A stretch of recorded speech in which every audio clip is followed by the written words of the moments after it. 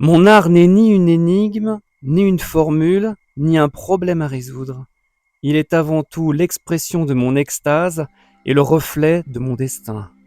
L'Institut culturel bulgare présente jusqu'au 5 décembre l'exposition Georges Papazov retrouver son chez-soi, dédiée à cet artiste franco-bulgare moderniste et figure majeure de l'art européen. Mais qui est vraiment Georges Papazov?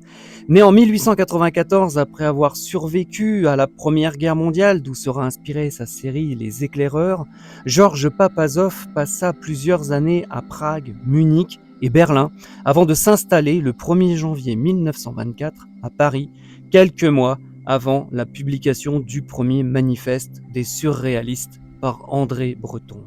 Il a parcouru un long chemin depuis sa ville natale de Yambol, petite ville sur la route entre Stara Zagora et Burgas.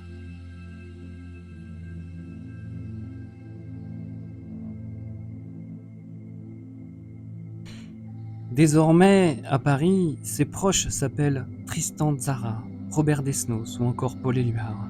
Ses amis, que l'on retrouve dans l'exposition Georges Papazov retrouver son chez-soi, s'appellent Man Ray, Marcel Duchamp, André Derain et surtout Jules Passin, compatriote bulgare qui l'a fait entrer dans la société parisienne.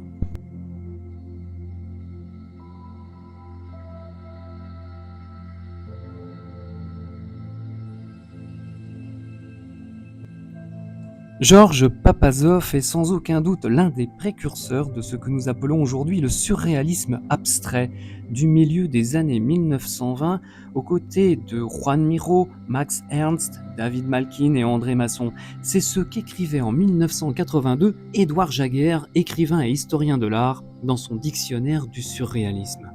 22 œuvres originales de l'artiste, accompagnées d'œuvres rares comme une de Man Ray, toutes issues de la collection de Georgi Vassilev, sont présentées à Paris pour la première fois en France depuis 10 ans à l'Institut culturel bulgare.